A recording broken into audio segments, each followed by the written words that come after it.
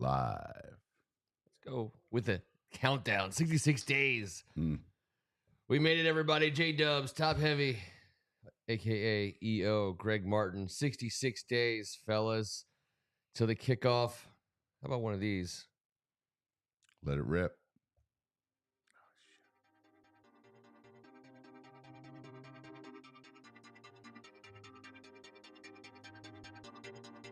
DJ EO.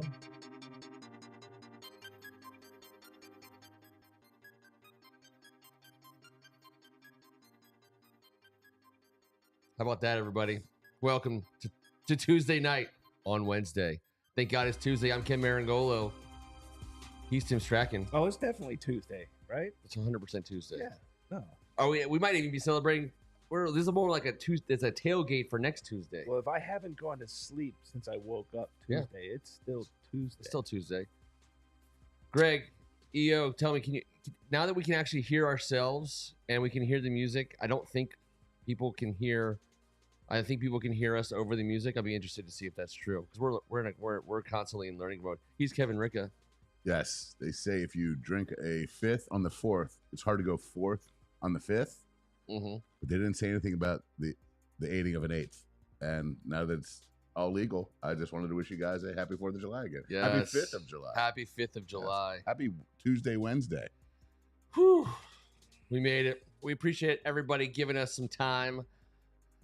Their summer vacation.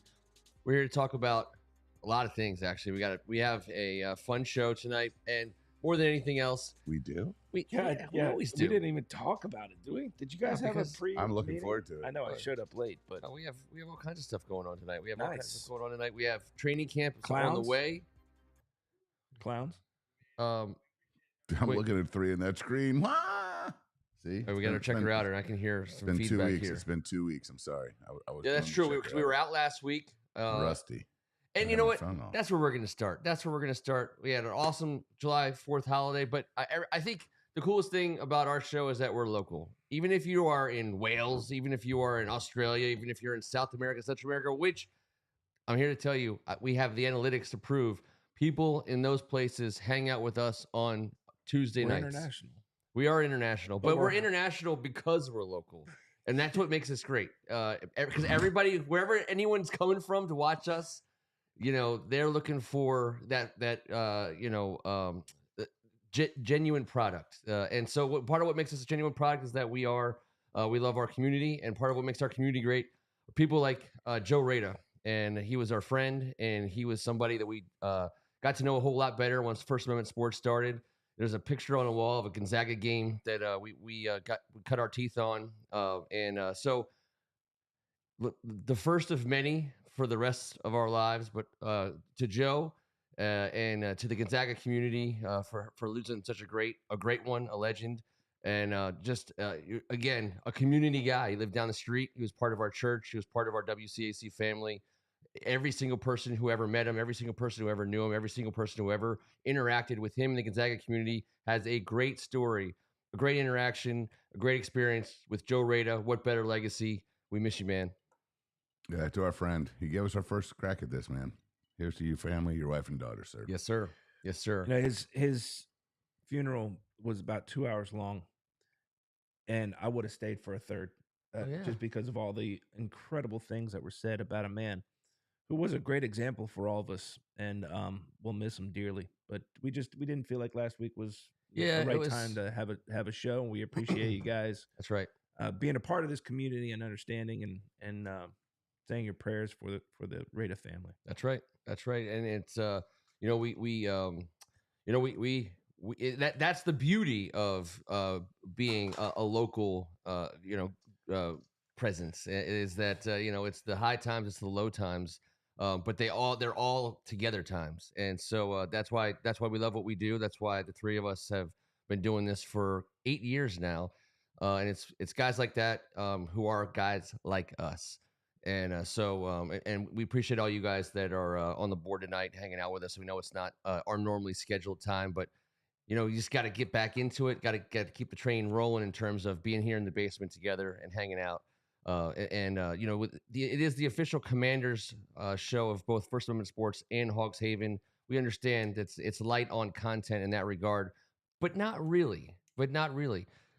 Some things are happening. Some things are happening that we're 66 days out, and when I think of 66 days out, I think that's not a lot of time. That's not a lot of time to get ready for an NFL season. And we don't know jack shit about almost anything. We have a quarterback that's barely played.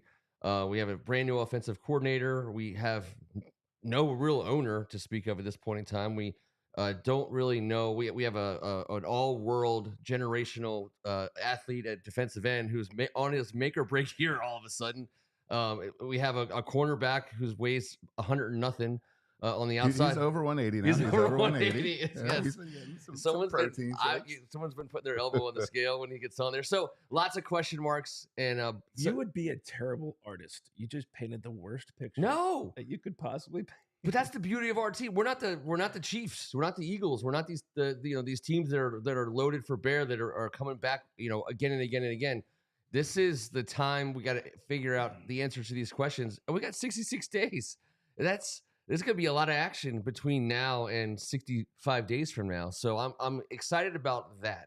There almost has to be. And was there not news along our offensive line in the form of a center who may or may not be a professional any longer? Yeah, he no longer plays the sport of football. That's correct. Cheers to Chase Royer. He gave us some great years, man.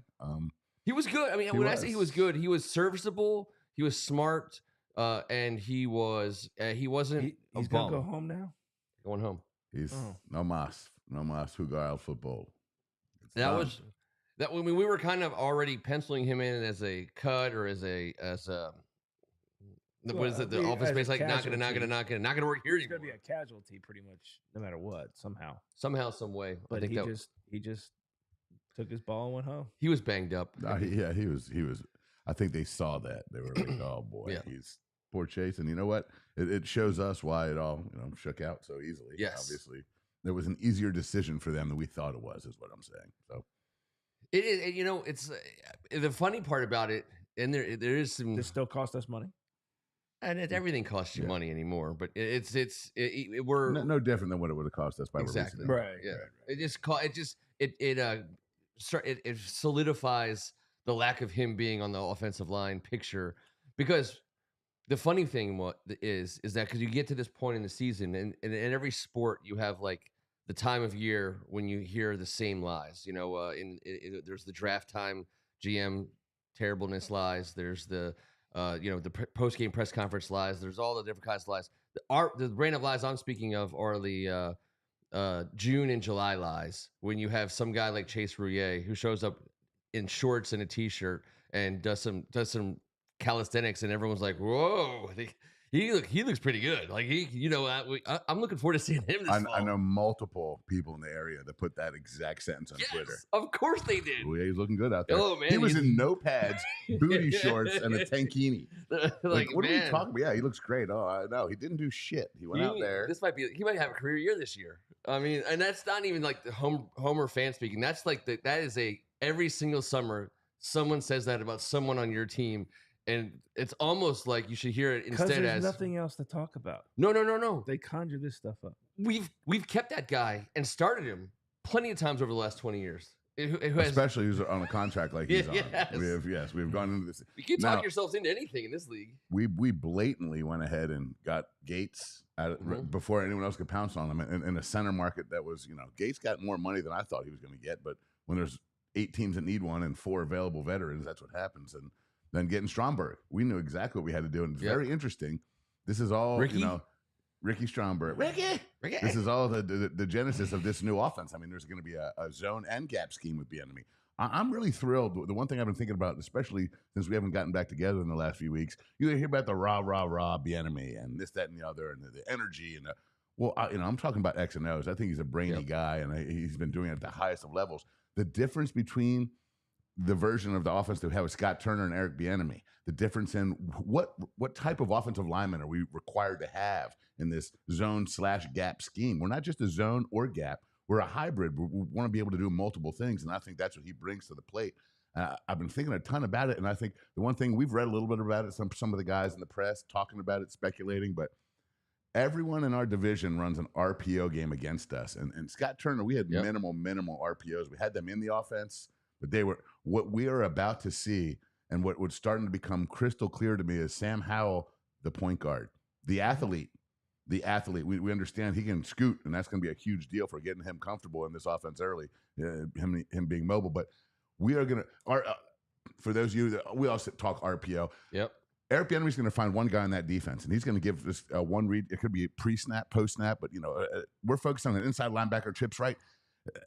If that guy approaches the run fake, you've got to pull and throw, and if he sits or sprints to it, you've got to hand the ball off. It's very simple, but we all know the NFL happens a bit quicker than that. It does, but this is also why the Purdys of the world right now are able to step in and be effective, because they're not asked to do the stuff that quarterbacks used to do in this league. They're given that. It's kind of dumbed down a little bit. Play point guard. Yes. Yeah. And if you can do that, if you can make a quick decision and be accurate with the ball, you can be successful in this league. You don't have to be a superstar. Right. So that says lots about what Hal could possibly be able to do. Especially because this pre-snap deal, and you know this more than anyone, being a college football analyst on the side of the field, reporter, and in the booth and seeing Maryland forever, counting numbers out there. It's easy to go pre-snap and see two guys out there with trips to the right, and they only defend with 2.5, and shade it over. And you're like, here's the numbers game. But in the NFL, especially for a guy who started one game, the number, the box game changes as you're out there making sets and the adjustments. But they also disguise. Exactly. And the post-snap is where it's at. And I think that's going to be something. We are going to see some penalties this year for illegal alignment downfield. It's part of this deal. We talk about it. We watch TV, illegal alignment downfield. Everything's a run in the RPO until it's not. So everything's a run. The receivers are coming out showing hands before they get into their route. Everything is a run. The linemen are block and run. And in college football, you have 3 yards over the line of scrimmage. In the NFL, it's more like 1, and then there's a bit of a gray area. So that's going to be something I think as fans of offensive football under Eric Bieniemy, that's going to be a way bigger staple of our offense this year. And I think it's pretty cool, especially with a guy like Eric Bieniemy scheming up dudes. He's going to find a way to get the wrong guy in the wrong situation. Yeah. And now we're going to read the force player, or whatever you want to call him, the conflict player, the key player. But that's a huge deal. And you're right. It's a huge part of the game. Started in high school. Some people give Alex Smith, who's spent a lot of time with Eric Bieniemy, credit for running the first RPO at Utah. The guy was supposed to block. He ran a bubble screen. In the heat of the game, Alex Smith threw the bubble screen because the guy sat that was supposed to be blocked. And Urban Meyer said, what did you do? And he said, well, he didn't block him, but he was open. I mean, it just seemed like, okay, well, maybe we could put that guy in that bind all day long, and here we go. So that's going to be something schematically that's going to be super fun for us to watch as fans. All of a sudden, you're going to see Sam Howell with that ball tucked with his eyes up, and he has got a quick-ass release, and I'm sorry, I think he's got a howitzer, not just a deep touch on his balls. I think, and by the way, that quick release and that point guard mentality with his quickness and his agility, that's going to be the exciting part. And I think that's what the guys are seeing out there, a little bit of it, his ability to make a quick decision. And yes, this is the NFL. He started one game, but this RPO, this is fairly new to a lot of franchises. And the good thing for us is now our defense is going to get to see a hell of a lot more of it, because no one's better at it than Jalen Hurts. That dude running the ball and pulling it, and what he's done. He's been doing this for eternity. It helps with accuracy as well. Because you can kind of see things going, where they're going, how it's at. You're focused on one guy, and then if that breaks down, you have 1 or 2 options to either an outlet, throw it away, or make a play with your legs. And we've seen Hal's able to do that as well. Yep. And all those routes are quick too. So you start to get on that pace and you start to feel comfortable. And next thing you know, that's when that deep ball, you're boom, boom, boom. You've thrown 3 or 4 little 6, 7, 8 yard routes. And that's when you start feeling it. Next thing you know, you let one go, and Terry McLaurin's dancing in the end zone, and we're all having fun. Terry McLaurin or your tight end who gets lost in all that stuff. Yep. Then you have a play where you're making it look like you're running the same damn play, and then you're dragging your tight end across to the other side of the field, wide ass open, because no one's seen him. So, I mean, there's so many things you can do as long as you're in control and you're dictating. Yes. And it's not just a steady dose of inside-outside zone. We're going to run some gap schemes. We'll hit you with a trap. We will put an H-back in the fullback position and run freaking I-right 22 trap. We will. I love it. I love that we have the ability to do that. And, last year, there's 2 running backs for Kansas City. All of a sudden, they're running 2 back. They don't give a crap. They were in 11 personnel 2 years ago, like 11th in the league, and then 11 personnel last year, 27th in the league. They don't give a damn. They're so multiple. That's what we are going to see. We're not going to start fitting guys in positions they're not supposed to be. We're going to see what they can do and utilize that. It's not a system that says you must do this, so-and-so. It's a system that utilizes everyone's talents and then brings that part of the playbook forward to guys that are showing progress offensively. That's going to be exciting to watch who jumps up for it in Eric Bieniemy's eyes. Because he's on a 1-year deal too, man. Everyone is. So Everyone this is shit or get off the pot, man. Including number 14, Sam Howell. And so we're 66 days out. We're closing in on training camp. Lots to learn about the signal caller.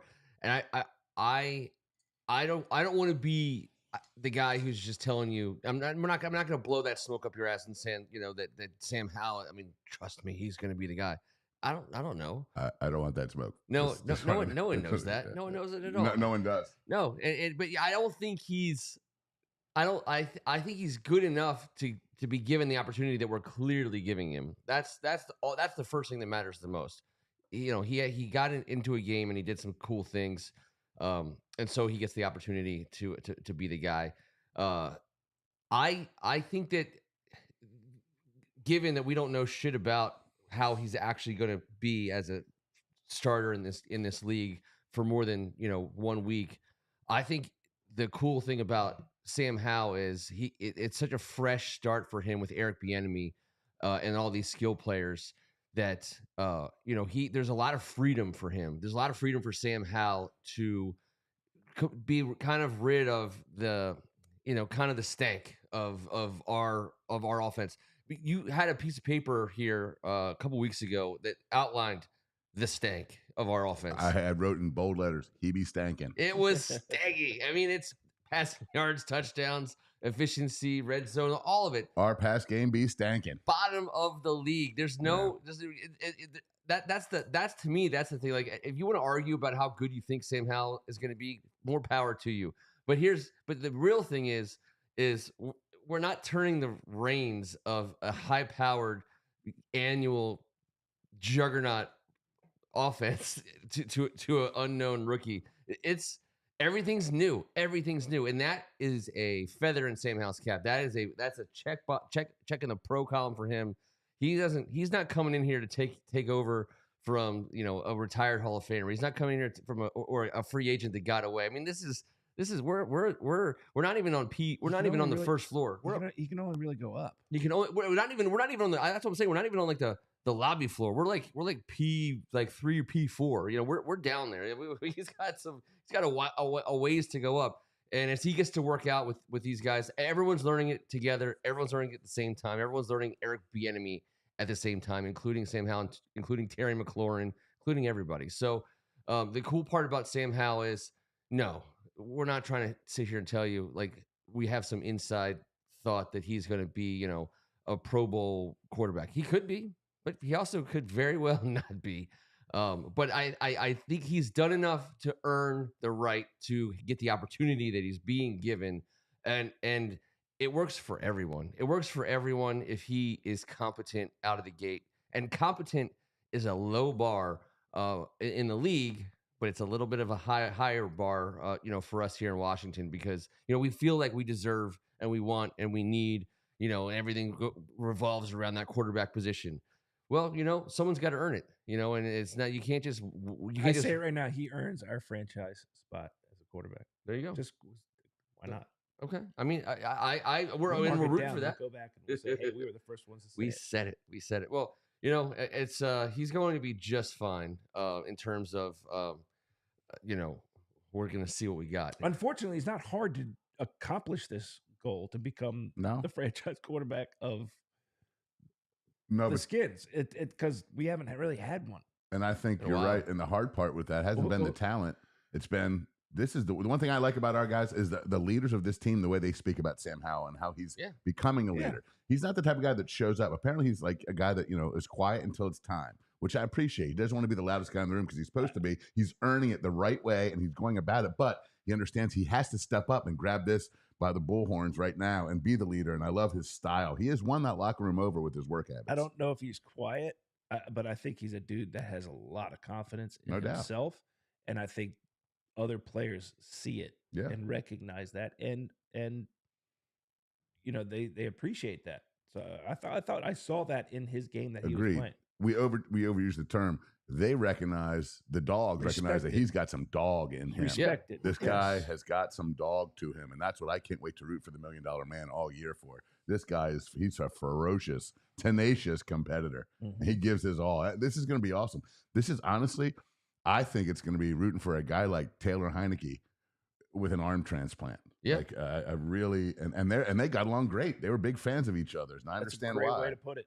I mean, I really love his arm stroke. I do. It's going to be fun. The board is working some trivia out now. I believe it was Greg Martin who asked not the question. Beatitudes that you guys were triviaing out here before. Which players don't ruin our rep? Which players have made the initial 53-man roster for the Redskins, the Washington football team, and the Commanders? Say this again. Which players have made the initial 53-man roster for the Redskins, the Washington football team, and the Washington Commanders? Tressway. Tressway is one. Who do we got already that they've answered? J-Dub said McLaurin and Tress. That's two. Wasn't Cheeseman, was it? Payne and Allen. No. Payne and who's our cornerback? Danny Fuller. Danny Johnson. Danny Johnson. I want to say Danny Johnson's one it too. Could have been Fuller. Fuller, yes, but not consecutively. That was interestingly. He was he won a Super Bowl with Kansas City. Eric Bieniemy. Yeah, but he was here. I forgot as about a Redskin, as a Washington football team. So Greg is Danny Johnson one? Because I feel like Danny Johnson is one. It has to be one. I wouldn't. We got to go special teams. Was Sundberg on the team as a commander? So. Yes, I think so. Because we got Cheeseman came from Michigan. Yeah, he didn't play in 2020. He quit Michigan's team and made our team that year. Remember that? We talked about that on the show. Cheeseman's a weird dude. No to Danny Johnson, but yes to Sundberg.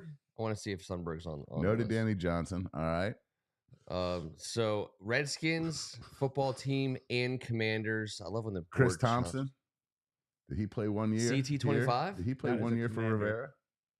His last year wasn't Ron Rivera. Not as a commander. And then we got McKissick for 2. We had Thompson. Maybe we didn't. McKissick was never a skin. McKissick was definitely not a skin. No, not McKissick. I'm saying CT25. We had Chris Thompson as a Redskin. And I think we had him as a commander. No Sundberg. No Sundberg. No Sundberg. There's 8 of them. Jeez. Hold on. What? There's 8 of them. We got 4. Really? This is terrible. All right. Terry McLaurin got. All right, we got McLaurin. There's 8. Who are the 4 we got? This is Payne, Allen, McLaurin, and Tressway. And Cornelius Lucas is not one. Someone threw that out there. So it's going to be it's got to be at least one guy who's no longer with us on the team. It was Chase Rouillet. Oh, Cam. We just cut him this year. Cam Sims is one. Cam Sims and Chase Rouillet's got to be one. Yeah, he does. So that's 2 more. Tell me where. Tell JD wasn't a guess. We were just going through when Thompson left versus. Yeah. Who? Yeah, Montez Sweat. So Montez Sweat. Yeah, Sweat. EO Anderson got Sweat. So that's 3. So we should be only down 1. Greg, tell us we're wrong. Tell us we're wrong. That would leave one more. So you said we had Cam Sims. Chase Rouillet makes it. Montez. No Sundberg, huh? Wait, was Chase? What's his name? Chase Young. Did Chase Young get drafted as a Redskin? No. What? Dude, we've had 3 names in like 3 years. So. Here we go. A Washington football team, or so he got drafted as a Washington football team. Yes, he did. Yeah. Okay. Who's the linebacker just left? The linebacker, Bostic. Was it? No. Holcomb. Yeah. Well. Is he a skin? Yeah, just got him. EO said Holcomb. Yeah. So we'll see if that's right. It is. Holcomb is Greg correct. Martin. Yep. Correct. All right. That was good. All right. Cam Sims has to be right. He didn't confirm it, but Cam Sims has to be right. Darnarian McCants, I think, also. Stop. You love that guy. He was an artist. He was an artiste. He was an artiste. So Chase Rouillet makes things easy on himself and us by retiring. So that that the money, that's part of that money. We keep saying part of that money when Ron is going to be able to treat yourself at some point here in this offseason. The thing is, now it's a waiting game for the treat yourself portion of Ron Rivera's August, because it's going to have to be somebody that doesn't fit somewhere else that's coming here to play at the age of like 29, 30. Just to, you know what I mean? Like, doesn't fit in somewhere else, but it's, maybe a casualty somewhere else. It needs to be within the box on either side of the ball. Give me a guard. A guard. It's going to be a guard. It's going to absolutely be a guard. We need a guard. Maybe a linebacker. I'll take a linebacker. Who's cutting? I'm always like, who's cutting this guy that's going to play well for us? But it's got to be a salary cap casualty. But a team that's pressed has to make a tough decision, and they have depth at that position. It's more the economics than the.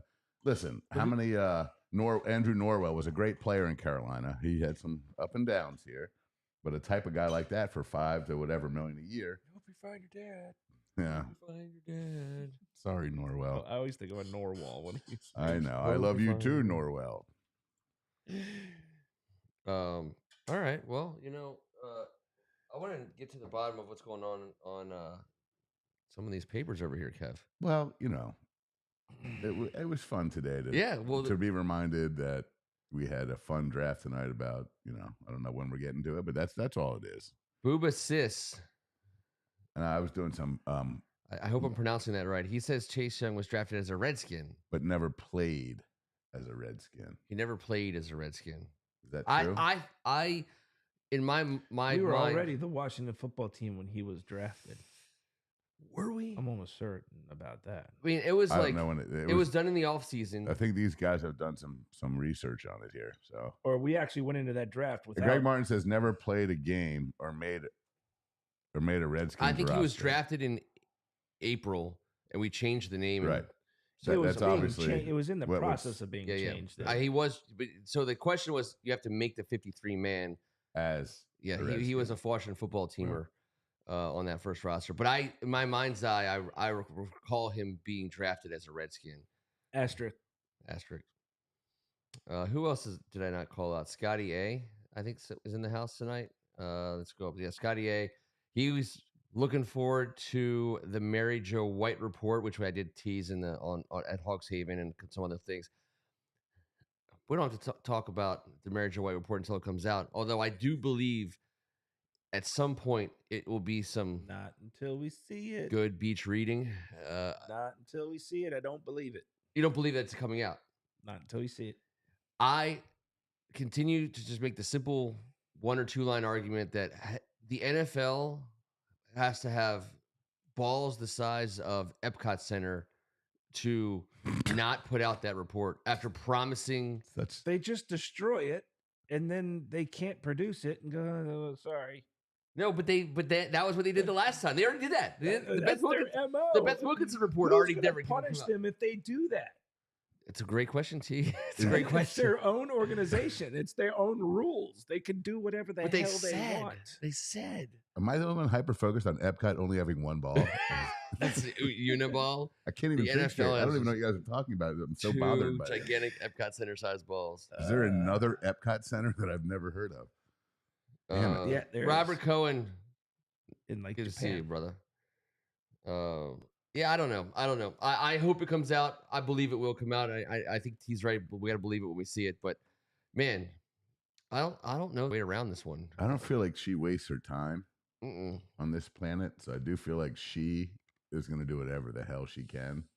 We already won. We already won. We got the Agreed. result we wanted. We got everything we wanted. We got it. Mary Jo giving him a wedgie, ripping his underwear after she gets it over his front of his forehead Atomic would be way better on the way out the door, wouldn't it? Yeah. I'm with you on that. An atomic. Yeah, but got to go atomic style. And then it'll be called a Snyder forever. I'll call it a Snyder forever. He got Snydered. Snyder. Any other Redskins football team Commanders business we haven't really touched on tonight? I don't think that there's any. I just don't think that there's any. Let's save some. It was pretty awesome being at CJ's wedding, seeing a couple of former Redskins in London Fletcher, Smoot, Doc. Yeah, no, that was pretty My cool. man Sean Springs and Sean Springs was there. Is it like God, TMZ? do Do we get to break with him. news? Do we get to break news? It was amazing. It's public knowledge. But first of all, I'll have you know, our local media and former Redskins performed valiantly at a tremendous wedding. We all were sitting right there. They were fun. They were so fun. I look over and Sean Springs and Julie Donaldson are. I mean, they're kind of a thing. Like I hate to be so juicy here. They've been a thing for a long time. But I got talking with Sean Springs. T and I played against him back in the day. Ken has had him and us in this very basement multiple times. It was a great conversation. He said, "I'll be right back, guys." To my wife and I want you guys to meet my girlfriend. And he brought Vice President Julie Donaldson on over. And I was like, not for well, long. This is very interesting. Very, very interesting. Not for long. We had a lot of fun, though. It was very fun. Oh, speaking of, there was an announcement. They said, I believe the headline was Jason Wright will be retained by the new owners, in some capacity. No, for now. It was a for now announcement. I'm like, it yes. said for now. Oh yeah. Jason Wright to be retained by new owners for now.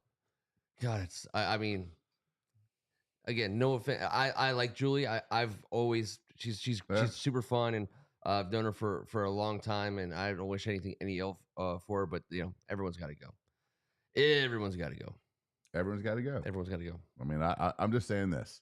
They were a lot of fun to go to a wedding with. Yes. Oh yeah, it was Julie, and it was Bram and his wife, and Alan Jackson. It was Kevin Sheehan. It was an awesome night. Smoking Al Koken was the only man. Scott Jackson, not Alan Jackson. I'm sorry.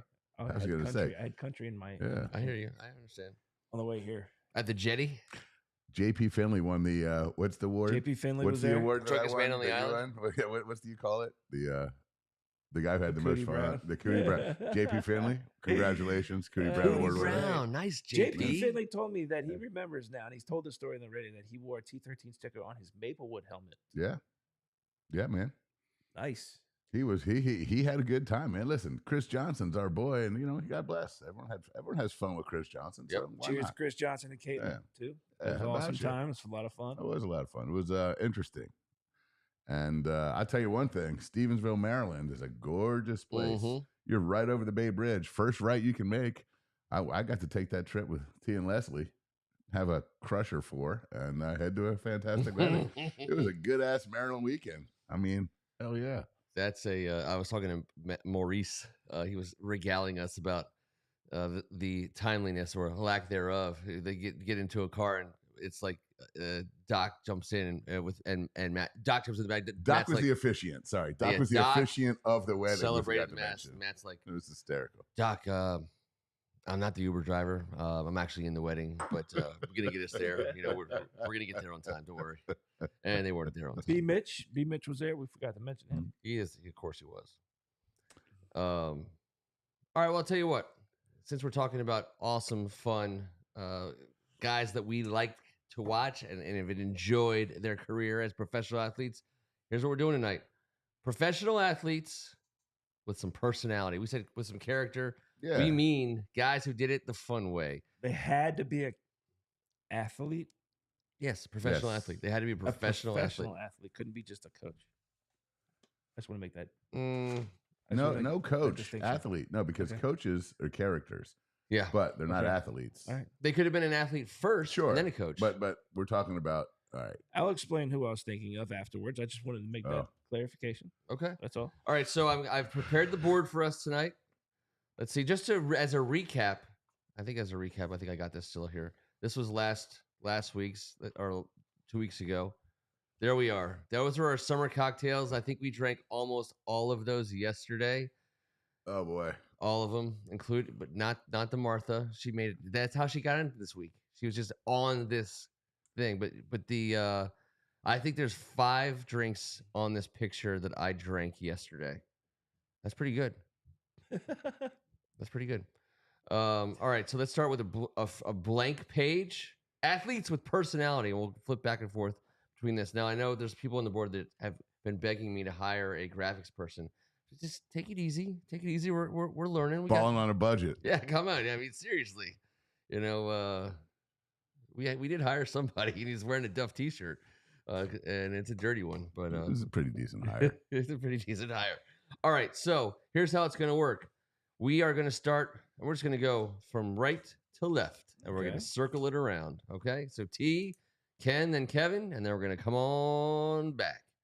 I didn't go with the mosaic this week. I got some guys queued up. Or Did you go Jigsaw? We're going Jigsaw this week? No Jigsaw. That would have really put me to my paces. But T, you get to go first. So if you name, so I've put a bank of guys, a bank of players here. If you name them, you get them. I think the number one is a guy who really was the first one to be transcendent beyond his sport because of his personality, and that would be Muhammad Ali. Bam! There he is. Of course he is. Of course I queued that up. Now let's talk about him for a second. If you're going to draft first overall, we got to talk about him. His poems, his quips. Yes. I mean, name a guy before Muhammad Ali who acted like that. No, he's just. I mean, how about since he's his own? He's one of them. Since you got. He gave him the. I don't want to say him now because they're on the list, but right. I mean, since I think we have some that can kind of his social impact aside, his personality alone was unbelievable. Yeah, he was a wizard. The longevity, obviously, we talked about, but like what a brutal sport to have longevity in, and also to be a personality, and he was fun. But he also was an activist. I mean, it was all of it. I said the activist stuff aside, though, this isn't about the personality, portion of this draft is not about your activism. It was, him and Howard Cosell. Like a butterfly, sting him like him and Howard Cosell together. Yes. The Rumble in the Jungle. I mean, what he did and how he shocked people, because people didn't talk like that back then. Certainly not somebody of his color or of his status. It just didn't happen. No, can argue Muhammad Ali. That should be an obvious number one overall. So, all right. It's me. I will. Let's take Ali off the board, and I will go with. Let's see. I'm gonna stay local and late breaking. I'm gonna stick to the basement. Actually, you know what? I'm gonna go this guy because someone who's on the board. I had a great conversation with them about this topic. They they were going to be here last week for the draft, and they couldn't. It was Ken Harris. Ken Harris and I talked about this guy. So I'm going to take him off the board in the first round because I got to meet him, and he lived up to it. Art Donovan. God damn it. Man, really? Did I get... And you were going to take someone else. Me. I was. Hold on, killing you. He was my grandfather's friend growing up. Oh, dude. He's Bronx. My grandfather's Brooklyn. They're 2 years apart. They're both D linemen in the league. Go ahead, Cam, but I'm going to interject when you're finished. That's fine. The cool thing about Art Donovan, obviously, he was a baller. He was my number one overall. He was a baller in the time when balling was hard as shit. It was a hard ass game. He was a big animal, and but his personality was even bigger than his on field persona. Through not just when he played, but after he played. It's my favorite quote. I have it handwritten. I hand wrote that on my couch today. Hung over his ass. You can thank Ken Harris for this one. But I parked cars at Ruth's Chris Steakhouse in Baltimore when I was in college, and Art Donovan and Johnny Unitas would come in occasionally. I probably if I say maybe if it was 6 times, maybe somewhere between 6 and 10 times while I worked there, these guys rolled in, and I'll never forget. Johnny Unitas had hands that could cover like he's always been big hands. He's always been a big hand guy. Big hands guy. It's weird. I've never heard of that could cover guy. your. And he I got was so nervous. I clenched up. Big hands. And then Art Donovan. And so hide your hands when you meet Johnny. He'd give you the handshake, and he'd walk in, and he didn't have a lot to say. He'd give you a smile and kind things, and drop you a 10 spot or whatever. It was awesome. Art Donovan, he was the guy. He was like that uncle or grandfather in your family that you'd see at Easter and Christmas and Thanksgiving. And and he would just kind of stop for a second. He might even like throw his hands in his pockets and look at you. and he just always had something funny to say. And I was a valet. He didn't know me from Adam. He didn't know anything about me. He didn't care. He just had something funny. He would just kind of look at you sideways, and he would just give you something. He was the best. I'll let you go here. No, it's a follow-up, and this is where, you guys give me a hard time, but I find shit that interests me, and I go on deep dives, and I love it. It's Art Donovan. So I'm not saying him and my grandfather are best of friends, but two New Yorkers from the same area, born about 2 years apart, both played the same position, and one was in Baltimore, one was in D.C. They saw each other at all the stuff, and then there wasn't a ton of it then, but point being, I remember hearing stories about him in the fondest way. So today, going on my deep dive, and Ken, you just knocked it all out, all the fun stuff. Well, my hey now. But I'm going to go quickly, and this is my 1 minute of Art Donovan as an American citizen, as a person, 4th of July week, and the whole nine. Art Donovan's grandfather, Mike Donovan, an Irish immigrant born in 1847, comes over here, joins the Union Army at 15, wins the Civil War as a 15-year-old, becomes the middleweight champion of the world, beats Jack Dempsey. Two of his best friends who were boxing enthusiasts were Doc Holliday and Wyatt Earp. He boxed in a match that Wyatt Earp refereed at one point, and whatever freaking year it was. Anyways, he becomes the boxing instructor at the New York Athletic City Club, befriends Teddy Roosevelt because he is working in New York then in some political capacity, and becomes, they were big boxing fans. He starts sparring, and he becomes his personal trainer, moved to the White House, and the ability of his personality to meet international stars made him an international person. The American president's personal trainer. Then he has a son, Art Donovan Sr., one of his 14 kids. This dude becomes a pro fighter, but he loses. I'm going to be quick. He also takes over for 50 years the New York Athletic Club and becomes the most famous boxing referee of all time. Polo Grounds, Madison Square Garden, 23 Joe Louis fights. Him, Joe Louis, Max Schmeling, they say the most famous boxing match in history he refereed, and he is absolutely a legend in the game. 20 years later, after he refereed that boxing match between Joe Louis and Max Schmeling, his son played the greatest game ever played when the Colts beat the Giants 23-17 in a walk-off on the same field. Two New Yorkers from Irish immigrant father. It is bonkers what the Fighting Donovans have done since they arrived here. Just add to that, Art also was with the first round of the Colts, then folded. He went to New York for a year, then went to war in World War II, enlisted. So there's two versions of this story, and I read both. Then came back and went to the Texans, the first Texans that folded, and then that whole team almost collectively came over to the second round of the Colts, where he became an all-pro, and played in that game, had a significant play. But also that he went to Notre Dame for 2 years. Then went off and fought and came back and went to Boston College, drafted in 1950. That's what it was. Bottom line. I'm sorry. Yes, right. It was college. Bottom line, Mike Donovan, his grandfather fought in the Civil War. His father fought in World War I, and he fought in World War II. College. We're talking about a guy with an amazing personality. But look at those three. They came here, and they were like, you know what? I'll tell you what. Let's get it done. I wouldn't mind being in a foxhole with that motherfucker. Oh, hell no. Plus, he's funny as shit. He's the funniest dude in any foxhole. Badass son of a bitch. Well, I wasn't going to leave him on the board. So that's a great pull.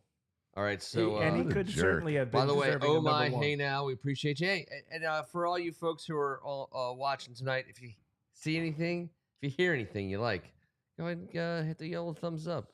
We appreciate you. All right, I know that was exciting. I'm going John Riggins. Come on, Sandy baby, loosen up. Yeah. You're too tight. I'm broken. I'm back. He was our guy. He was our spirit animal. Joe Gibbs went out there and found his drunk ass hunting in the middle of Kansas, hungover as a dog, drinking warm beer in the driveway in the side of his house. And the rest is history. I love the stories of John Riggins. He is my number one Redskin of all time, and that's my pick. And I think I get to swing it on back now. And let's talk about Little John if you want. But we can talk a Little John. A Little John. He's local. He's super local. Oh, yeah. I mean, he had countless great moments in Washington. Not originally in Washington, drafted by the Jets. We don't have to go with the Mohawk there, but he was my dad's teammate when he had that Mohawk there. My dad was in one training camp with the Jets. He was drafted by him, and John Riggins was bonkers. Let's take down Artie. He was just a beer drinking normal dude, but brilliant. Happened to be freaking incredible at his craft. But we also saw him at the end of his career when he would run out of the tunnel when he was introduced and then have to go get oxygen because he was winded. Well, he always had to do that because he was chunky. He was not a big off-season workout guy. No, there he is. No, I haven't. That's clearly at a Dallas Cowboys game. How do we know? Because that's the jersey Red they wore with white pants. when we burgundy. played. Sorry, yeah, I was given the standard. The cool thing of one, and I think I told the story on the show. Yeah. I'm not gonna tell the whole story, but he and I got to actually bond just a few months ago over our daughters who were that's right in school together at the Holy Child School, and they were in a musical together, and he and I had a great chance to talk about how his senior daughter was a mentor to my freshman daughter, and said some great things and made me understand the correlation between musical, sports, whatever you do after school. And John and I got to share that. It for me to be a fan of his, but also to have that personal moment, so many years later in life. It's just awesome. They announced, I forget which team it was. It was either top 50 or top 75 all-time Redskins. I believe it was the 50th anniversary. This was a while back. This was probably 20 years ago. Whatever that anniversary was. They're announcing these guys, and they all have these like special jackets. They were given, leather jackets with like the curly R or whatever, 50th, 50 all time, the 50 greatest, right? And of course he's going to be the last guy introduced because he's the number one guy. Everyone comes out there and hey, these are old guys, not just old guys, but former professional football players. So they ain't moving that fast. They're wearing dad jeans and they got the big jacket on and they're meandering their way out to the field and they're waving and everyone's giving them love. And then it's like Joe Theismann comes out, everyone goes crazy. And then they start to announce John Riggins. And where is he? No one knows where he is. He's coming from which tunnel is he coming from? John Riggins comes out dressed in head to toe pads, full gear, helmet, cleats, the whole nine, as if he was coming onto the field for a game. And the place went freaking berserk. And he just ran all the way out to the 50 and just like he was about to play a game. And Joe Theismann was like, dude, what are you doing? And John Riggins was like, he went to Joe and he was like, hey, I just had to hear that. I just had to hear that one more time. And as a thespian and a lover of the arts himself, yes. It's the greatest bow I've ever seen. And I've been to the Kennedy Center. I have seen some acting. I have seen some great performances, but never like number 44. And what a fine, everyone understood that that's exactly how that should have gone. Yes. But no one could have predicted it. And that's the best part about what he did. Exactly. Yes. It was a beautiful, beautiful ending. All right. So you went Riggo? I did go Riggo, and I'm coming back. I'm going to give a couple quotes, and you're going to say it, and you're going to say it before I can say it. But it ain't the heat, it's the humility. Baseball is 90% mental, and the other half is physical. I usually take a 2-hour nap from 1 till 4. When you come to a fork in the road, take it. There he is. I got him. I knew he was going to get picked. Yogi Berra. My first day at Little League, someone hit a pop-up trying out. You played every position. I popped the mask, and I caught it. And I never played another position because that's how it was in the 80s. Once you were the catcher, you were the catcher. My grandfather made me get number 8 for Yogi Berra. He was a New Yorker, but he was a Dodgers fan, but he was a huge Yogi Berra fan. And too bad around here, everyone liked that guy, Cal Ripken. Yes. So 8 was kind of a hot commodity. Sure. I got it 2 of like the 5 years, but it wasn't in honor of Cal Ripken. It was for Yogi Berra. And what a great, no one can touch his postseason numbers. He has more, his stats and his rings, I think he has 10 of them. His numbers are top 3 to 5 in baseball history. And as a catcher, and he was not a big man, but what a character he was, man. Yogi Berra was just I love all the sayings and his time with the Mets and all the sayings and his managerial skills. It's like having a favorite band and your favorite song from that band changes over time. And so like my current Yogi Berra favorite saying was he went to a pizza joint and he orders a pizza and he said, he goes, hey, whether you ordered a medium or a large, I'm not sure what it was, but he said, hey, how many slices is that?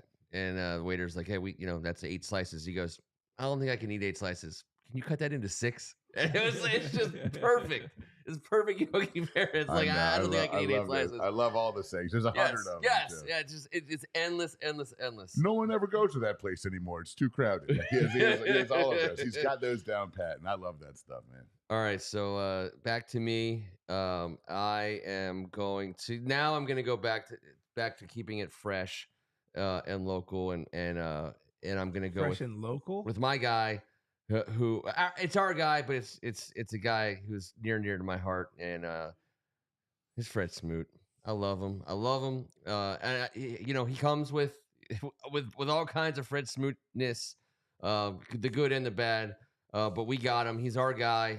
He left. He came back. God, 75% of the earth is covered by water. The rest covered by me. He went to school on every single person he ever lined up against and let them have it. Classic corner in the sense of short-term memory. Never remembered a bad play he ever made. It was always worth trying to make the next big play. Played hurt for us. I like that too. But he stayed local, and you know what? I got a feeling you're going to be seeing him in our basement here in the near term. I'm feeling pretty confident and comfortable saying that. Smooth. I told him at the wedding that I'm the guy, because that was the first time I've ever met him in person. I said, I'm the guy that's never there when you're there. Mm-hmm. You got to come back. And he said, I'll be back. So we got to make that invitation. He will. I know he will. He'll be back, especially when we got this whiskey flowing. He likes the Gentleman Jack. And he also likes the man in the t-shirt. The man in the t-shirt. I thought he was one that likes the honey Jack. I'm pretty sure he likes that too. I'm pretty sure he drinks pretty much. Basil Hayden was his pick that evening. Basil, yeah, Pass me the man in the white t-shirt too. I don't know. No. I thought he was. You weren't here, Jack. Bro. Come on. Yeah, sure. Talking. Bro. Yeah, no, I thought he brought it the one time. No, we gave him a case of Basil Hayden. That was his. Okay. We hooked him up with Basil Hayden. He does like Gentleman Jack. And he will be here to hang out with us in the near term. But T, it's up to you, buddy. Where are you going? All right. I see your Fred Smoot, and I'm going to raise you. Yep. The best of all of them. Okay. Deion Sanders. Oh, you know what? I had a Deion pick. How did you not have a Deion pick? Because he was a Cowboy. Even though he spent a year here, it was like also and a 49er and a Falcon. First of all, his personality came out when he was in college. Yes. And then it exploded when he was in Atlanta. And then it just got bigger and bigger from there. And now it's appropriate because he didn't go away. He was on TV doing stuff. But now that he's doing what he's doing at Colorado and on the college level, I mean, it's all on full display again. I mean, he's back. Confidence. I loved it in the late 80s. And I hope physically he stays healthy and well, but because what he's doing has been a lot of fun to watch. Sure. Can I one of the best read one of his personalities in all of sports? Without a doubt. There he is. He said, right at this time, his quote, right at this time, and they said, he was getting asked all the stuff about the draft, and he said, yeah, I was scared. I'm going to read it. I was scared. I thought Detroit was going to take me. I want to get it right. I would have asked them for so much, they'd have to put Deion on layaway. They would have put Deion on layaway. And then they were asking about football and baseball, and he said, football. He said, I'm married to football, but baseball is my girlfriend. He was not afraid. He was not afraid. James Madden played a game with him in like summer, like a training camp. He said it was amazing. A routine single was a triple for him. He said it was amazing how fast he was. He's a different built. He was a different human being to be around. Jesus, even in the dugout, they did. Just the way he talked, the way he answered the phone, it was just different. It's weird that he's in Colorado to me, but it almost doesn't matter because college sports is professional sports now, so it kind of doesn't matter where you are. Wherever you are, you can make that your place, and you can do with it as you wish. Deion can certainly build something at Colorado without any question. He's going to have to from scratch. From scratch. They got to make football players out there. But and it'll be fun to see what he's up to. But young athletes, he has staying power because of how his personality has such staying power that athletes know, hey, I'm going to go learn from that guy. I'm going to the pros. You get to back it up. I do. One. And Kevin's going to get mad at this one too. Let's see if I got it on board. Because he's going to call me a hypocrite. Oh, God. Did not like him. No, I'd say didn't like him. I was never a big fan until recently. Well, then that's fine. And I'll admit that I was wrong to not be a bigger fan earlier. Who's this going to be? Okay, I got him. There he is. Shaquille O'Neal. He's pure gold on TV right now. No matter what he does, whether it's on He's TNT always been great. or if he's doing stuff with his kids on Yeah, I'm a Shaq fan. social media. I'm not like a he's the greatest of all. But I but enjoy me some you're Shaq. a huge fan of his. I wouldn't say I was never a fan. But I've grown to love him in recent years. No, I can get he can and be a bit appreciate what he's done over his career and the way he did it in a fun fashion. To be honest with you, he always makes it fun. He's a big goof. He's a kind-hearted soul. Yes. He's got a great personality, and he's a great pick. I've read a lot more about him too, and just his business sense and the way that he's smart. He's not just about making money, but he's about doing what's right to consumers and just he's more than a basketball player. But he's a knucklehead, and he makes it fun. Guys who he is professional athletes who spent their whole life being athletes, and even before they were pro. There's a little if there's the right amount of knucklehead in them, they're going to be good for the rest of their lives. If they take themselves too seriously, they don't make lists like this. I mean, he's done movies, not just cameos. Of course, he's been in movies. Shaq Fu. Yeah, I mean, he's just. I wasn't really thinking about Shaq Fu. Well, the Fushnikins were big at the time, Fushnikins. and they had a relationship. So, all right. So I guess it's up to me now. All right. So, all right. We were talking about big personalities, and there's big personalities bigger than that. Shaq. How about this guy? Catcher for the St. Louis Cardinals. Yes, the bit outside. Bob Uecker. Now, I obviously not old enough to have watched him as a player, but certainly have had the opportunity to enjoy. I mean, him in Major League was everything. He's but a comedian. I also was a Mr. Belvedere guy, and he was as the dad of Mr. Belvedere. But the other thing is he was on the mics for baseball still. Over 50 years in the sport, just by being a decent BP catcher with a great personality. He's all personality when it comes to this list. It ain't about his skills. No. He got to the big leagues. Yep. I believe he was on the Mendoza line for his entire career. Oh yeah. And he was not fast, and he was not great on defense. So I don't know how he made that work, but he certainly did. He got to play for a really, really good team. He got to play for. I mean, I didn't grow up in St. Louis, and I'm not a Cardinals fan, but I respect what the Cardinals are to baseball. Their stadium is a cathedral, one of the cathedrals of the game. It's a great old school place. If you can wear that Cardinals jersey, you're gonna. Everyone, right now, tell me, and I agree with everything you just said. Yeah. Tell me right now, all four of us, was he on the taste great or less filling side in the Miller Lite commercials? Oh, it's a 50-50. Got to be taste great. Right. No, I'm going to say he was taste great. I'm saying taste great.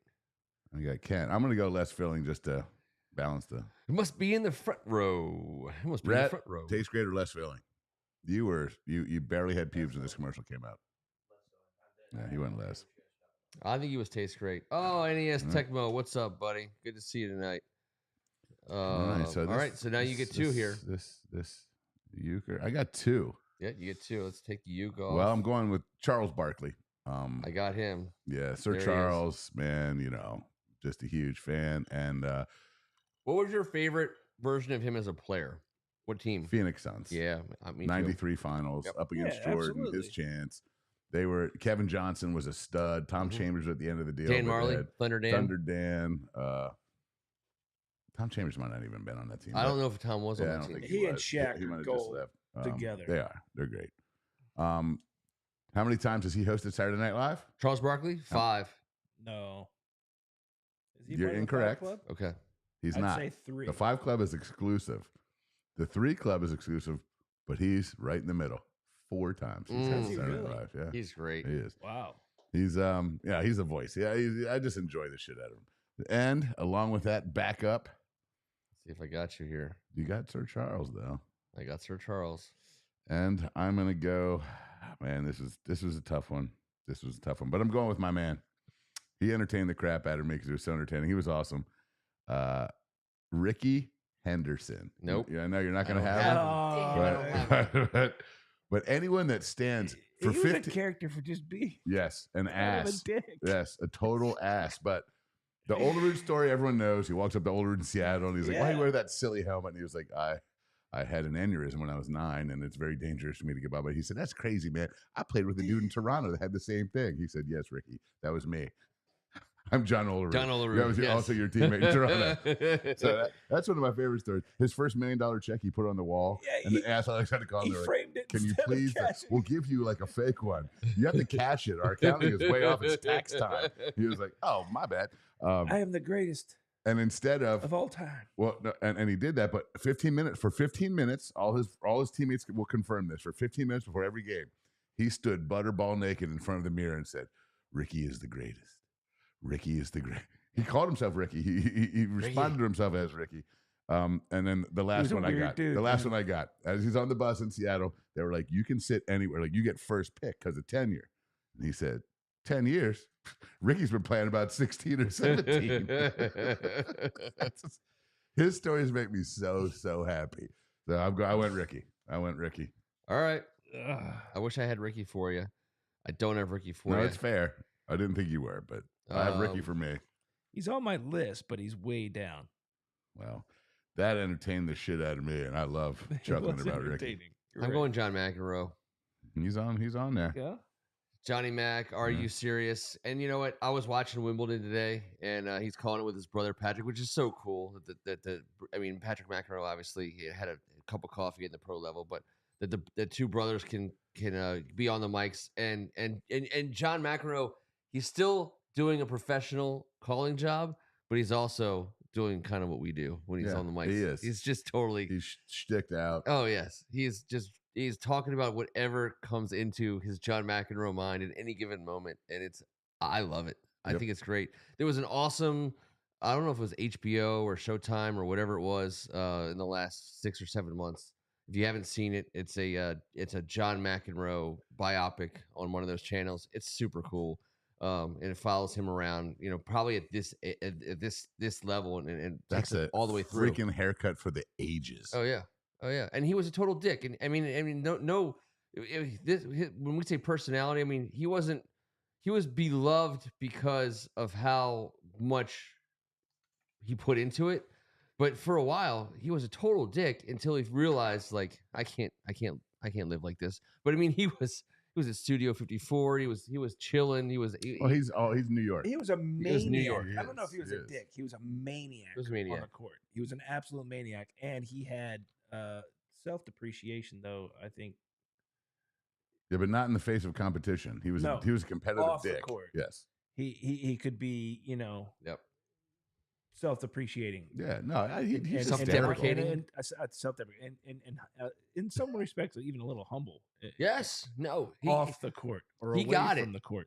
I think he learned. If you watch this movie that they made, where they followed him around and they have all this footage, and they were like up close and personal with him as he battled, like the Bjorn Borgs, the Jimmy Connors, and the guys that he beat up and got beat up by in those years.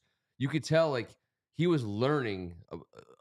He was learning a lot about like what he needed to do, what he should be doing, what he shouldn't be doing. He didn't always like heed those lessons, but he was. I mean, when he was coked up, he was going to clubs. He was dating. He was dating it was a who's who as far as who he's dating. I mean, he was just. You said it best. He was New York. But he was. I mean, he was no Yvonne Lendl. He had a tad bit more personality. Yes. Snap up. Lendl was my favorite, though. Do you remember his commercial? Drink, snap up. That was it. That was the whole fucking. They must have sat there for days and been like, "That's all we've got. We got this guy." But he was a great like. If it was like WWF, McEnroe and Lendl were great. It was obviously Borg, and who was the dude that dated Steffi Graf originally from Germany that was very good at the time? Not Jimmy Connors, obviously he's an American. I know what you're talking about because I was just trying to think Lendl, the long blonde hair. There was Stefan somebody, and then there was someone's gonna get it on our board. Who was the guy? It was he battled with this guy. Was young German blonde haired dude, and he played for a while. He was great. He won. He could. We'll get it. We'll get it. Someone's going to tell us who it is on the board, or we'll get it because and he featured heavily in this in this movie that they made because they were they battled. But we'll get it. All right. So you get to be the last pick of the night. This is the last pick Of last pick of the draft. We can do. We're gonna get one extra one. Yeah. Oh, what do you got? The list is so long. All right. Well, I was gonna take him first, so I'm gonna take him first again. Out of the two that I was gonna pick, Mike Tyson. I got him.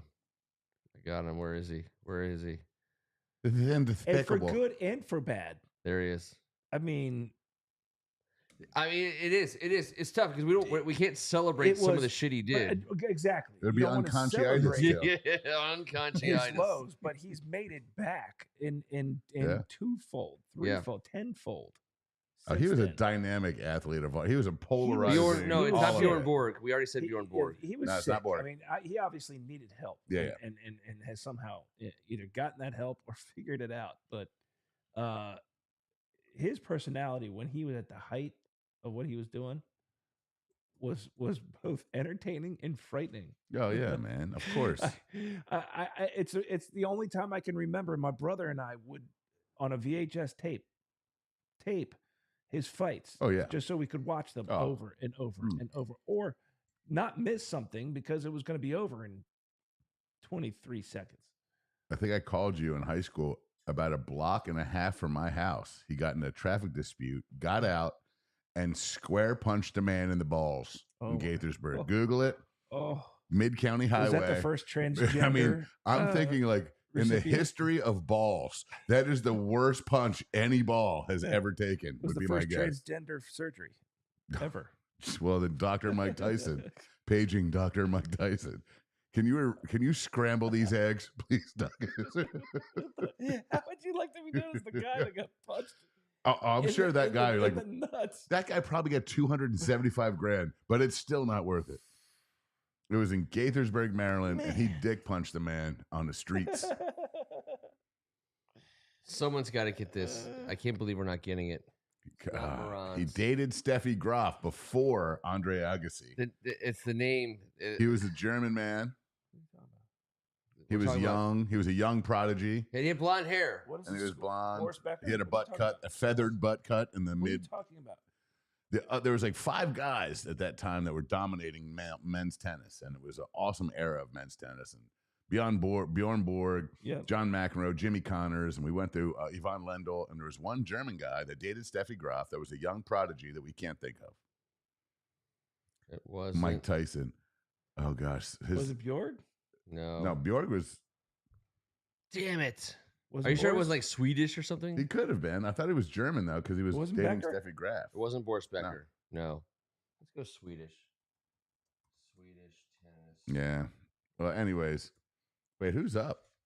T just took Tyson. Well, I was told that was the end of the draft. No, there's the bonus pick. Yeah, you got to. As always. Oh, I got one of your 4-inch pythons, baby. Does Hulk Hogan count? Now this could be debated over and over. It counts for me. I'm not going to argue with you. But is that real? Is that real sports? It takes a whole hell of athleticism. True, very true. I don't have. Is Hulk. it real sports? I don't have Hulk. No, it's not. It's not. It's entertainment. It's going to make. This is why I'm taking it's entertaining. Bonus round. No, it's entertainment. Yeah. But he hooked me in when I was a kid. Loved the freaking cartoon on Saturday mornings. It was unbelievable. That was awesome. That was so exciting. It was the first time they came out with actual action figures. Hey, look, Rhett's on the board. The Rock, greater than Hogan. BT Dubs. Oh, that is such a younger man's take. And I love The Rock. Dwayne Johnson's a good man, but you weren't here for Hulk Hogan, baby. You were not around for Hulkamania. No, are you a Hulk Hogan or a Rock guy? The Rock is a far greater entertainer than Hogan. But I was what? For WWF. Hogan laid the blueprint for The Rock. And yeah, there's no Rock without the Hogan. All right, my last one is going to be. Who you got? It is entertainment. I'll give you that. You guys took a lot of my guys, but I do have a couple left here that are on the board, on my big board. We're gonna stay. We can stay with tennis. Would you stop with your tennis stuff? I'm gonna go with this guy right here. Damn, Larry Bird. That was gonna be my pick. I saw a story today that he played baseball at Indiana State University. Did you ever hear the story? I knew he tried out. Just to show the coach who was calling him soft and that basketball was an easier sport, he went out to just show them, and he actually contributed and played well and helped them win So a game. That's And it was the largest attendance in Indiana State baseball history. well, that would make sense also. Them Sycamores were not swinging a big stick back then. It's a baseball state, and football gets the rest. Baseball, you're like, shit. He is a great personality, though, even as shy as he is and was. So, Ken, why did you take the Birdman? Because he did have personality. I think like we're talking about players with personality, and at first it was just him being real. Yeah, he. So I saw a He quote. He know was a any better. rookie with Pete Maravich, right? Pistol was I love this story. Pistol Pete was on the Celtics. I love it. Well, Larry Bird was a rookie, and Maravich is like, "Hey, they're double teaming me. Like, you got to get open and get it done." They're double teaming you. They're double, and you're taking bad shots. And you're taking bad shots, and he turns to Pistol Pete, and he's like, "If you could play where the shit, they wouldn't be double teaming me, Pete." Something along those lines. Exactly. If you're any fucking good, I wouldn't have to be taking these terrible ass shots. I love it. He's got two more. I wrote down my okay, two. so the other one. Keep going. Keep going. So that was my number his one. His trash talking legend is amazing. Yes. Who was it? Nolan Richardson gets up in front of the Basketball Hall of Fame, and he's talking about listening to the radio, and he's listening to a game that Larry was playing. I believe it was a college game, wasn't it? For Indiana State. Yeah. And they're talking, it's like Larry Bird this, Larry Bird that. Nolan Richardson's like, damn, this brother's good. Like, this brother can play ball. And then, like, he meets this, and he like feels like, wait, what? Wait, what? This brother can play ball. And he was like, I mean, no idea that you were going to meet the whitest looking guy you've ever met. He was so tough. But the last thing that stands out before I hand the baton off for Larry Bird is, if you watch The Last Dance, which I hope everyone who's watching us has watched The Last Dance, it's the best. The Last Dance takes you through, obviously the Bulls, but the Bulls went through the Pacers those last couple years, and Larry Bird was the coach of the Pacers. And Larry Bird, it's like a game recognizes game type situation.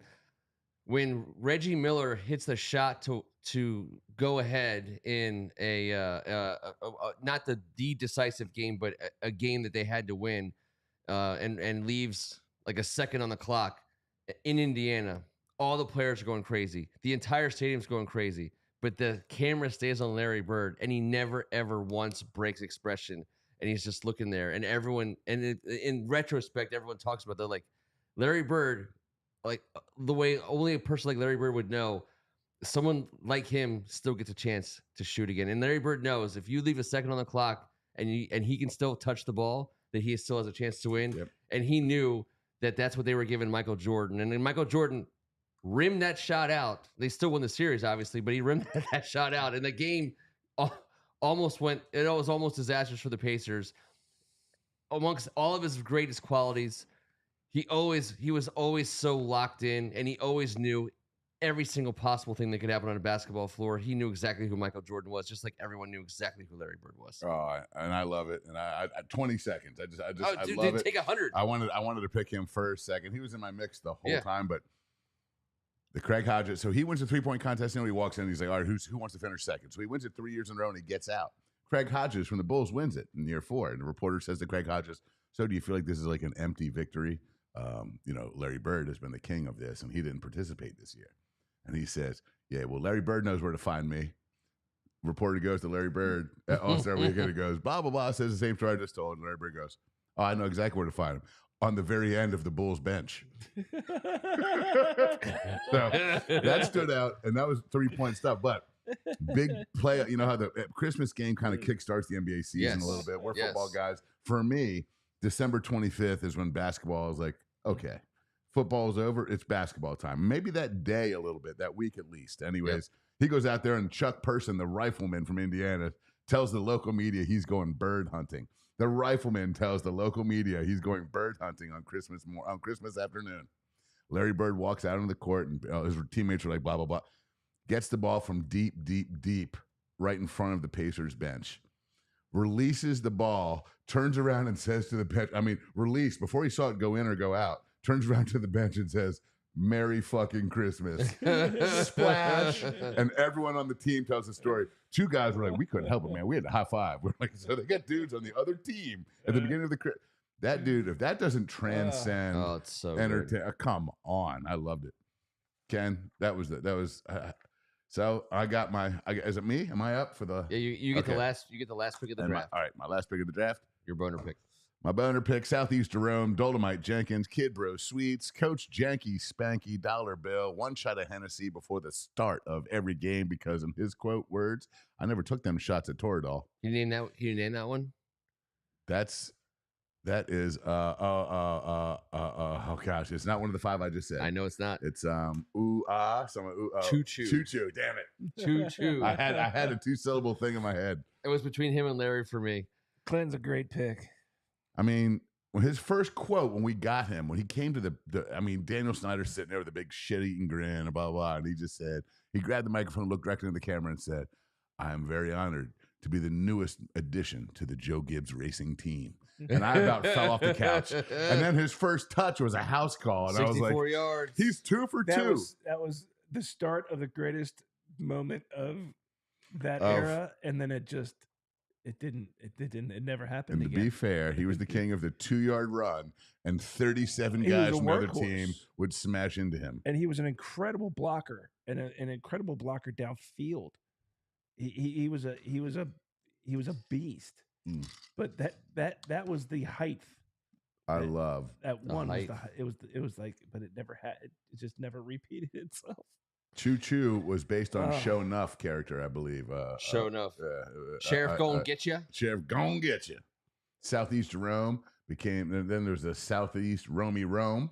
Mm-hmm. An iteration, I believe. I've said that now 3 weeks in a row of Southeast Jerome. At that time, it was so fun. Everyone was waiting to see what was going to happen at the weekly presser because he made it fun. And he was such a badass and such a tough competitor that it was cool. He made it easy and fun. He made football fun with Daniel Snyder on board. That's pretty difficult. The reason I wanted to clarify whether it had to be a professional athlete is at the top of my list. If it could be a coach, Frank Layden. Remember Frank? He was at my he was on my list today because of basketball camp. We watched it every year. Him and Marv Albert. He was the best. I actually got a chance to know him personally. He was at my benefit back, when I got hurt. He just one of the funniest human beings on earth. He did for those that don't remember, he did the 1980s with Marv Albert, bloopers and bleepers. That's what we watched at basketball camp. The NBA 107,000 times in 10 summers.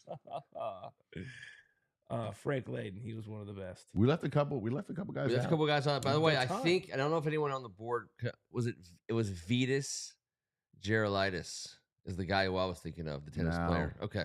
Otherwise, it was Bjorn Borg. No. But Vitas was the smooth I haven't looking. thought about Vitas ever. Yeah. But he was the long haired tennis guy who McEnroe banged up against. All right, let's see who we got. The other people who I had prepared for that were on here that didn't get picked. Let's see. Oh, here's one. I don't know, Babe Ruth. Oh yeah, he's right here. He's up there. He was my next guy.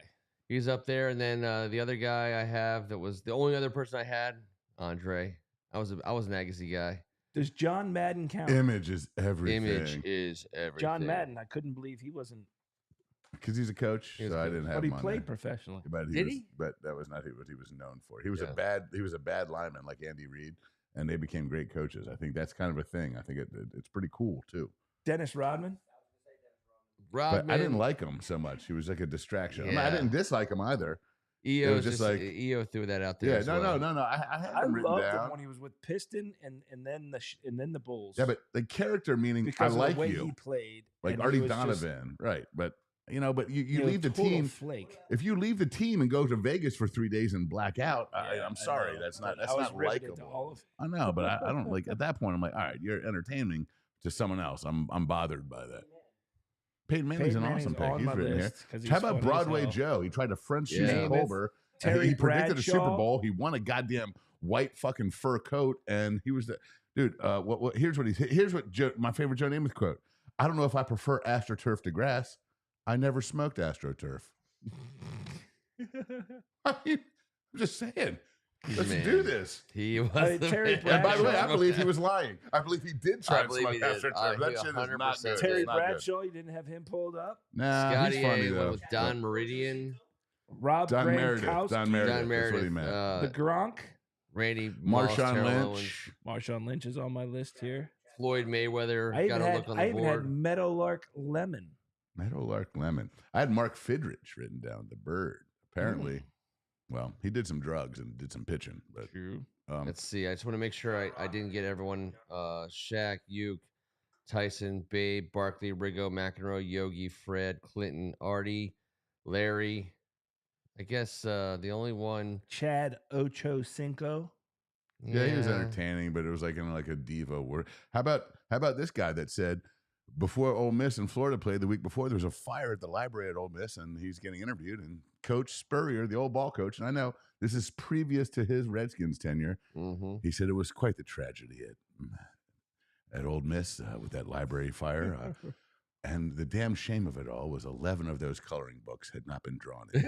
Haven't colored in yet. I can't, like, to this day, that shit makes me chuckle. Yes. He unwarrantedly, they were like 30-point favorites. Yes. He was a savage. He didn't give a shit. I'm going to bury you as deep under this loss as I can. Well, for that matter, Sam Weiss. Yeah. Who did play, obviously he played. But when he found himself up against Mouth of the South, Jerry Glanville, in a game against the Jerry Glanville's Falcons. He famously went for a touchdown. He famously took a timeout at the end of the game so he can get a field goal in at the very end to run up the score even just a little bit more. And they were running up. Gets in the press conference afterwards, and they ask Coach Weiss, "Hey, I mean, do you regret that? Like, do you regret like running up the score?" And he's like, "The only thing I regret is not 5 quarters. Like, he wanted 15 more minutes. He hated Jerry Glanville, and he ran it up." I always have a soft spot for Sam Weiss, personally. George Foreman's a great one. Obviously, we left out William the Refrigerator Perry. Yeah, he was there, but we left out John Daly. Yeah. Well, no, oh my God, that's true. We did, kidding? but he was here last week. And also Jim McMahon. Oh, look at that. Martha Stewart in the high noon. That's symbolic for what could possibly happen to anyone. Yeah. Jim McMahon. The punky QB? Yeah. Love it. All right, everybody. We appreciate you guys being with us on yet another celebration. We kept you guys up late tonight. Thanks for jumping in on Wednesday. You guys are bad as shit. Yeah. I love it. We appreciate it. Again, subscribe if you haven't yet done so. Hit a thumbs up if you haven't yet done so. I like to think of it, it's like walking into a room and you wipe your shoes. That's the thumbs up and subscribe. Just when you come in, just take care of business. We appreciate you guys. We'll be back in 6 days. And at that point in time, we'll be just bordering on 60 days left until we get things started. Training camp is on the horizon. We're getting ready to see. Bear with us. There will be more to talk about. Yeah, it's about to get real. We're about to figure out exactly who we're going to be put on the field in 60 days next Tuesday night. So join us. We have do we have a draft topic in line for next week, guys? Kev? Something embarrassing? Yeah, what do you got? I don't know. I was just thinking something fun. I like when it's fun, when the topic is humorous, and we chuckle. I want to do like a moment draft. So we've been picking players, picking guys, picking people. I want to do like people. I want to do a moment. Yeah. I want to pick moments, and we can do it local. We can do field or off surface, off plate, like moments or actual on. I could. I mean, moment's a moment, so we can define it. Like the top 5 pants shitting moments, or like special precious moments. Yeah, not like not immaculate reception, like the Dwight Clark catch in the John Reagan's 4th and 1. The helmet not catch. That kind of moment. The OJ car race. I think you're getting closer. I think you're getting closer. That's what I was thinking. This is getting momentous. I'm not certain. Yes. I want to do Right. So Surface. we're still going to be in the middle of July, so we don't want to need to get too crazy. You mean like wags moments? Ooh, yes. Now you're. I would say that. That's going to be a show. One of these. We got to do something. All right, so let's do for anyone on the board. Guilty pleasure movies popped Guilty up. pleasure movies. Now, T, let's talk to legal Can about you do this. that? This Can you is do guilty not pleasure movie? by guilty pleasure. That's wide Yes. encompassing. Yes, But yes, let's yes. not go to HR upstairs. No. If you overheard some conversations earlier today that I'm not proud of about some type of swap. But Yeah, what's that all about, T? Whoa, I crazy. wasn't here for that. yes, you Well, were. I'm was, gonna- Yeah, it was an underwear discussion. It was changing underwear with someone correct. on the show. It's an underwear swap. when I first Yeah, it got a little bit weird at the last second, but then it was, Shoulda- but it was shoulda gotten also out of there. also the first second also. For being Yeah, honest, bloopers, something Yeah. fun, something midsummer easy before the grind of the. How about best Do it, Ken. Do it. feel good moment inside of the whistles? So it has to happen What? in a game. Oh, am I doing this right? Am I doing No. this right? Well, when No. next week's show is called Boner Whistle, I'm going to I- suggest we're not doing it Yeah, right. I don't get what you're saying. Like, I think it's. I want. So how about something that has nothing to do with the outcome of the Are you game? talking about like moments that made you cry, or like what? I'm the hell talking are you about- I was so thirsty, and my teammate gave me a drink. How about this? Do you want me to give me the example I'm thinking of? Yes, yes. No, All right. no. I- But yes, I'm curious. But yes. All right. How about this? So Takes it off moments the that did table, not impact the outcome of the game, but you remember more than the outcome of the game. Like Andy Reid farting into a hot mic at the Super Yes. Bowl. Oh no, it has to be in a game, In between the whistles, you said. in between the whistles. Well, might have sneaked out right then. Yeah. I'm so confused. We're gonna and I talk about wanna this. do We're gonna talk about this in the green room afterwards, Mm. and then we're gonna come back. Tweet it. We'll tweet it out. We're not gonna muff this up, guys. This will not get muffed. like the streaker that had 19 This is a hole muff. pointed down to his ass crack. We're gonna have a mini draft next week as well about guilty pleasure movies. But- That's gonna be a mini draft. A mini draft, not a mini driver. A mini draft. EO, don't even think about it. Oh, I see. No, butt fumble. You know what? Butt Guilty fumble. pleasure Robert movies. Cohen. Was that the movie we used to watch down in McCarthy's basement? No, that back was in the day? meatballs. That was meatballs. No, it wasn't. That was Porky's. Porky's. Well, there was a bun It and had a there was not a restaurant. hot It dog, had a but that restaurant. bun was filled. It was I about a think restaurant. butt fumble is an example, for but sure. I think we can do way better than butt fumble. I'm talking about moments of a game Butt fumble. that had nothing to do with the outcome of the game, but you remember more than the Is outcome this of like the game. Danny White Frenching a cheerleader on the sidelines? Is this what you're going for? If that happens, Like when Ahmad I know. Rashad. that totally happened. When, I like know. when Ahmad Yes, Rashad yes, that would be a perfect example. proposed. That should be on drafted. national television. The Boise State tailback proposing after the greatest That's upset. after the game. of- That's outside the after the game. whistles. It was. Ahmad it was. Rashad proposing To Felicia. half- Felicia Rashad. That's inside the whistles, but does that it was count? halftime. I'm gonna give that to you. I would give that to you. I don't want to go like bloopers, like George Marshall running the wrong way type situation. I have no idea what we're getting at. We're gonna talk about it. Okay. We're gonna Got talk. We're gonna Got come it. back. Next time you see us, we'll have talked about something. Okay.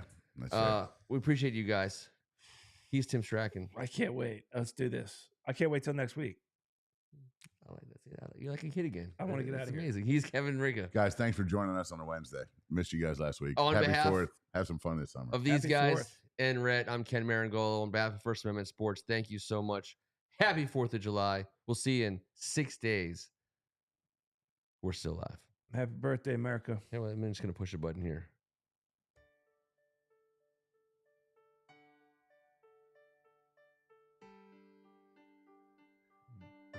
It's like That should- it's like our Jim Nance. That should be the countdown music. It's the countdown music.